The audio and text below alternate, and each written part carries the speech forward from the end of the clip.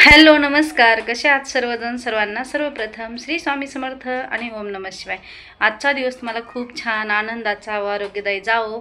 तर दसरा आलेला आहे, 2 दिवसावर घटस्थापना आलेली आहे. तर त्याच्यासाठी दसरा वगैरे काढायचा आहे. सुरुवात कुठून करावी काही कळत नाही. दुपार झालेली आहे. तर मी कपडे वगैरे जेवढी जागा बाहेर वाळायपुरती आहे तेवढे कपडे वगैरे धुवून घेतलेले आहेत.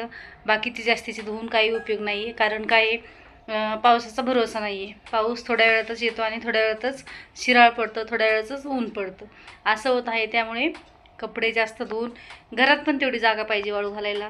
नसता बाहेरही जागा नाही, घरातही जागा नाही, मग काय करणार ना. कपड्याचा उगाच वास नको यायला. स्वच्छ केलं तेवढं ते जास्तीची घाण होऊन बसायची. त्यामुळे म्हटलं नको, थोडे मोठे थोडे छोटे कपडे धुवून घेतलेले आहेत. आणि आता हाताखाली कोणीच नाही आहे, तर त्यासाठी म्हटलं काय करावं, एक एक भांडे घासून धुवून ठेवून द्यावे. म्हणजे जेवढे घासले तेवढेच उचलून ठेवायला होतील. आणि बाकीचं पहिलं सगळे झाडून वगैरे घेते आणि भांडे वगैरे घासून ठेवते. आणि इथं बघा, ही आमची मनीमाऊ कशी झोपलेली आहे. बघा कशी झोपते, कॉटवर येऊन झोपते डायरेक्टली, कारण तिला दुसरीकडे झोपत येत नाही. आणि बिनधास्त झोपते, तिला कशाचंच काही वाटत नाही आहे. आणि झाडाला 2-4 दिवसांनी खूप पाऊस झाल्यामुळे छान अशी लकाकी आलेली आहे. असो, मुलांना सकाळी सगळं आवरून दिलेलं आहे. एकेकाचं आवरून द्यायला 10 वाजले. तिथून पुढं धुणं केलं त्याच्यामध्ये 12 वाजले. आणि खरं तर दसरा म्हटलं तर सकाळीच कामाला लागायला पाहिजे, पण सकाळीच सगळ्यांची घाई असते. त्यामुळे म्हटलं नको, ह्यांच्या घाईमध्ये आपण आवरून देतो, त्यांची फजिती माझी फजिती. त्यामुळे कुठलंच काम अर्धवट नको ठेवायला, म्हणून मी काय केलं, अगोदर त्यांनाच आवरून दिलेलं आहे. बस बाकी आता हे तोरणं वगैरे धुवून घेते आणि नंतर भांडे वगैरे धुवून घेते. सर्वात अगोदर मोठ्या ज्या रगी आहेत त्या 2-4 धुतलेल्या आहेत, जास्तीच्या नाही धुतल्या, कारण इथं वाळायला जागा नाही आहे. आणि जसे आपण कपडे धुतो तसं सगळ्यांनाच कपडे धुवायचे असतात, सगळ्यांना दसरा काढायचा असतो, त्यांना पण जागा हवी असते. होती रिकामी तेवढीच पुरेशी आहे म्हटलं, म्हणून मी काय केलेलं आहे, तेवढंच हे करून घेतलेलं आहे. आणि नंतर उशीच्या खोळी आणि स्वेटर तर एकच धुतलेलं आहे. बाकीचे आपले रोजचे जे कपडे आहेत ते धुवून घेतलेले आहेत. धुवून घेणं महत्त्वाचं आहे. आणि नंतर आपले छोटे मोठे सगळं भांडे वगैरे आवरून घेते, ते काम महत्त्वाचं आहे. ते झाल्याच्यानंतर हे थोडं जसं होईल तसं करता येईल, कारण आपल्याला वेळ पण तसा पाहिजे. कारण एकाच सोयीनं जर काढायला लागलं तर 2-3 दिवस पुरत नाहीत दसऱ्याला. तर चला, एवढे कपडे वगैरे सगळे धुवून झालेले आहेत माझे. काय करते, पहिला सगळी क्लिनिक केल्यामुळे एवढी काही क्लिनिक घाण झालेली नाही आहे, त्यामुळे होईल लवकर. आणि काय झालेलं आहे, जे आपले रोजचे भांडे वापरातले आहेत ते पटकन मी काढून घेतलेले आहेत आणि साईडला ठेवून दिलेले आहेत, कारण त्यावरती कचरा वगैरे नको पडायला. आणि नंतर ते रोज आपण घासून घेतो. तर गॅस वगैरे जो आहे तो मी खाली घेणार आहे आणि बाकीचं किचन वगैरे जे आहे ना ते क्लीन करून घेणार आहे. त्याचबरोबर रॅकमध्ये मात्र थोडासा कचरा वगैरे होतो, तर ते मात्र स्वच्छ करून घेणार आहे. पण सर्वात पहिले जे घासून ठेवलेले भांडे आहेत आणि रॅकची जी रोजची भांडे आहेत ते बाजूला ठेवले, आणि जे भांडे घासायचे आहेत ते बाजूला ठेवलेले आहेत. सर्व खाली अगोदर पटपट काढून घेतलेलं आहे आणि नंतर आपल्या क्लिनिंगला सुरुवात केलेली आहे.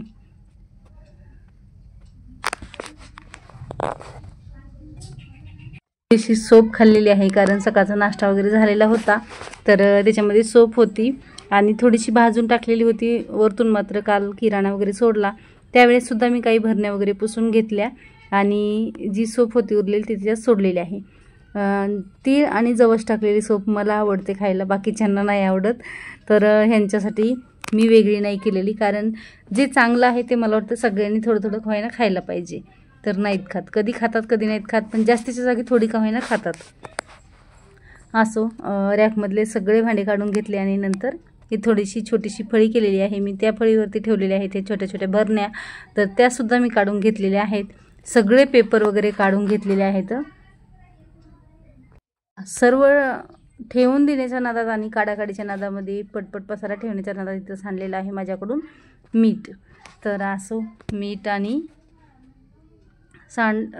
टिकल्याची डब्बी खाली पडली, ती सुद्धा पडून सगळीकडे काय झालेलं आहे, टिकल्याच झालेले आहेत. तर माझी सुरुवात जी आहे ती सांडवणीनंच झालेली आहे माझी. असो, आता सांडलेलंच आहे तर काही करू शकत नाही. भरून घेतलं मी मीठ आणि लागलेली आहे किचनच्या क्लिनिंगला.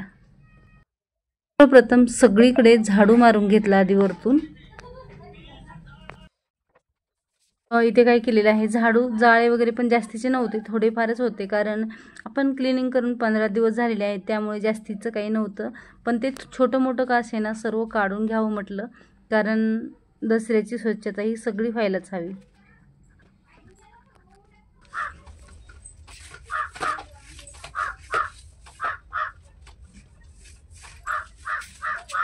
तर चला, इथं खूप कावळ्यांचा आवाज येत आहे.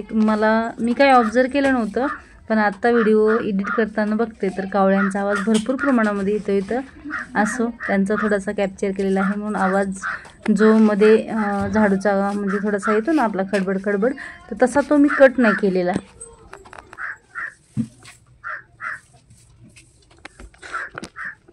तर 4 वाजले की आमच्या इथे होती सगळीकडे बडबड बडबड चालू. काही बायका बाहेर बसलेल्या असतात, काही मुलं असतात छोटे छोटे, त्यांची बडबड ऐकू येते व्हिडिओमध्ये. आणि घरामध्ये घरही लावलं तरी पण मागून काही म्हणजे मागच्या चाळीतून काही, पुढच्या चाळीतून काही, बाहेरचा आवाज हा घरामध्ये येतोच येतो. तर असो, त्यांना आपल्या कामासाठी आपण बाहेरच्यांना गप्प नाही बसू शकत, आणि ते बसणारही नाहीत आणि आपल्याला ते बरोबरही नाही वाटणार. कारण कसं आहे, आपण कुठे जात नाही, कोणाला बोलत नाही, आणि म्हणजे जास्त बाहेर बसत नाही, उठत नाही, त्यामुळे आपण दुसऱ्यांना पण नाही म्हणू शकत की काय बडबड करताय, कशासाठी करताय. त्यांना तरी काय कारण सांगणार ना. त्यासाठी आपलं जे काम आहे ते आपण करत राहायचं. त्यांना जे आवडतं ते करत राहतात. त्याच्यामुळं दुसऱ्यांच्या ह्याच्यामध्ये आपण जास्त नाही हे करू शकत. तर चला असो, इथं सगळे भांडे वगैरे जे आहेत ते खाली ठेवलेले आहेत. किचनची खिडकी वगैरे जी आहे सर्व घासून घेतलेली आहे. आतून स्वच्छ होती, पण बाहेरून थोडंसं तेलही झालेलं होतं. बाहेरून कशी धुवून घेऊ मला ते कळत नव्हतं मला, कारण पलीकडच्या चाळीतून काही मी तिला पुसून घ्यायला जाणार नव्हते, आणि आतून हात घालून कशी पुसून घेऊ ते समजत नव्हतं. पण तशीच वेडीवाकडी का होईना मी केलेली आहे क्लिनिंग ती. तर स्वच्छ दिसत आहे बाहेरून सुद्धा.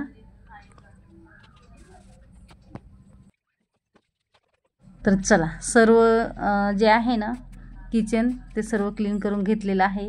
लगे हात खालचा सुद्धाच किचनला स्क्रब लावून घेतला आणि पाणी वगैरे ओढून घेतलेलं आहे. तर बघा, सगळ्या डब्बीच्या काड्या तिथं कशा जातात माहीत नाही मला, उंदरण येतात की काय करतात काय माहिती. ज्या खिडकीची स्लाईड आहे ना त्याच्यामध्ये जाऊन बसतात. रॅकची सुद्धा साफसफाई करून घेतली. रॅकला पटपट असा कपडा मारून घेतला आणि त्यावरती पेपर वगैरे टाकून घेतलेला आहे, कारण पेपरशिवाय ह्याच्यावरती भांडे व्यवस्थित बसतच नाहीत. कारण हा जो आहे तो नळ्याचा रॅक आहे, त्यामुळे घरी स्टीलचा रॅक आहे, पण तो काय म्हणतात ना, वस्तू भरपूर साऱ्या असूनसुद्धा आपल्या काही कामाच्या नाही येतं. तर तसं माझं आहे, वस्तू सगळ्या आहेत पण त्या कामाला नाहीत. असो, मी काय केलेलं आहे, वॉलपेपर जो आणलेला आहे तो थोडासा बाकी होता, तर तो लावून घेतलेला आहे. म्हटलं चला, घरात ठेवण्यापेक्षा थोडासा किचनला लावून घेते, आणि मी लावण्यासाठीच आणलेला होता. तर मुलं म्हणत होते नको लावू, इकून वेगळा होतो. तर म्हटलं असू दे, काही होत नाही आहे, दोन्ही साईडनं तोच लावून घेते. म्हणून मी काय केलेलं आहे, सर्व एकटीला मला तो लावता येत नव्हता व्यवस्थित, पण घेतलेला आहे कसा बसा लावून.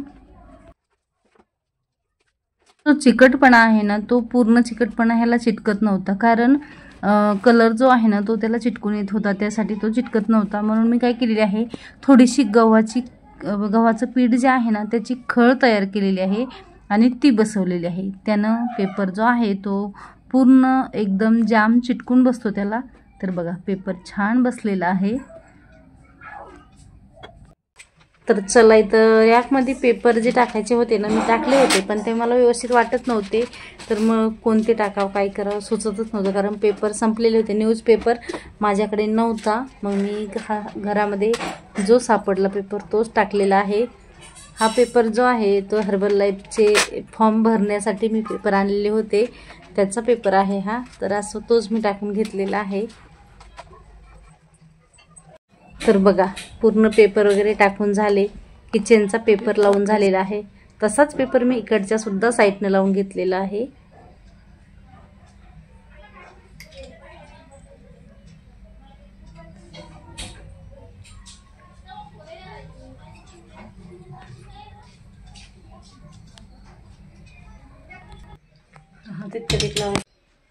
खूपच मोठं किचन दिसतं. चला, खूप दिवसापासूनची म्हणजे इच्छा होती हा पेपर वगैरे याला लावून घेऊया, कारण त्याला कलर जरी मारला ना तरी तो कलर व्यवस्थित राहत नव्हता.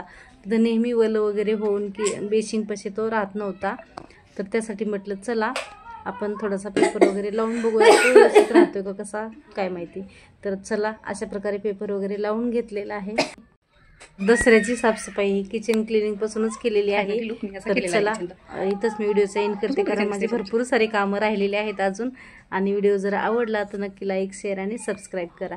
तर चला पुन्हा भेटूया अशाच एका नवीन व्हिडिओमध्ये. तोपर्यंत सर्वांना बाय आणि श्री स्वामी समर्थ.